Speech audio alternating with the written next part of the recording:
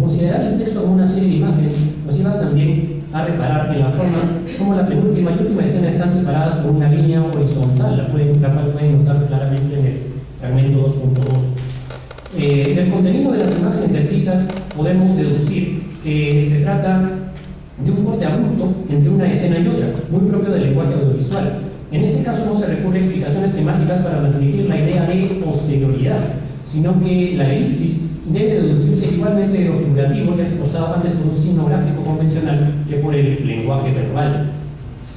Cuando finalmente es necesario dar una respuesta a la pregunta enteramente temática por la identidad de la mujer, algo que no se puede ver, podemos notar que esta no se transmite mediante una declaración temática del narrador, sino necesariamente mediante el diálogo. La palabra como tal, en ese sentido, tiene más peso en cuanto es expresada de forma audible o figurativa. Expresada finalmente como en un medio audiovisual, no en el soporte abstracto del texto mismo. Unos movimientos semejantes nos notamos en la forma de narrar el primer capítulo de Magic Glimmers.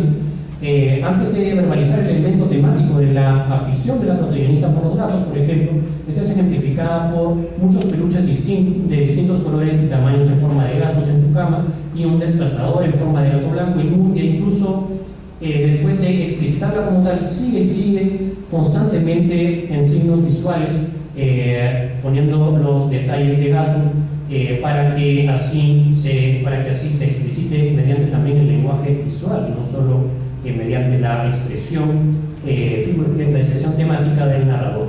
La proliferación de ejemplos puede llegar a ser saturante, de hecho, si se lee eso completo, pero muestra el un intento por expresar con imágenes algo para lo cual no bastan las palabras solas. Esto replica una relación asimétrica, un discurso parabólico como el que Joseph Curtis considera esencial a la semiótica visual, y por ende al cine. Aquí son datos figurativos distintos los que vienen a ilustrar, por así decirlo, un mismo tema. En el fragmento 3.3 también se puede notar el detalle que es, se habla de una puerta que tenía un rótulo blanco con la silueta de la cabeza de un gato y con la palabra Yui marcada en medio de este.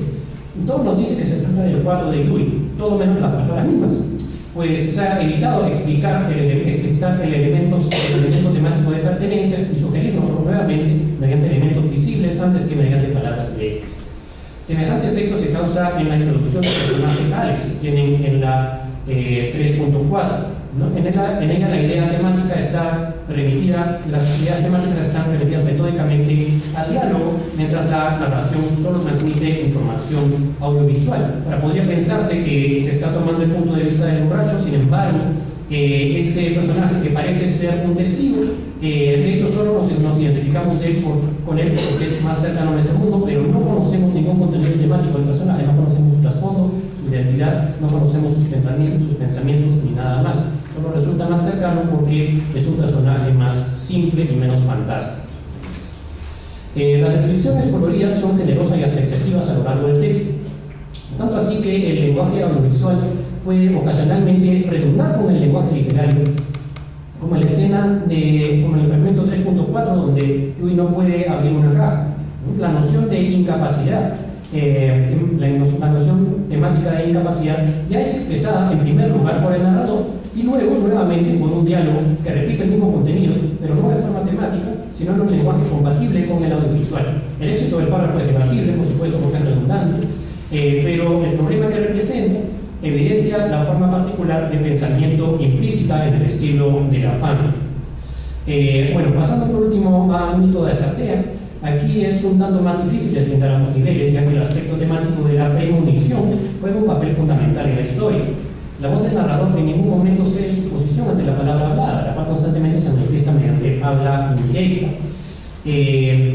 Existen, no obstante, manifestaciones de una cierta importancia del audiovisual en este texto, aunque el relato es evidentemente un tributo a la llamada de Cthulhu, que como ya habíamos dicho, guarda diferencias significativas con este. El protagonista de Lovecraft, en la llamada de Cthulhu, como podrán ver en el A.1, empieza guiado por una tablilla de barro con escritura de algún tipo, y luego amplía su conocimiento por un documento en su propia lengua y conversaciones con los implicados en el caso. Todas las referencias de Lovecraft, notamos, son en un grado u otro verbales. En el mito de Azatea, en cambio, las pistas iniciales son reemplazadas por un objeto pequeño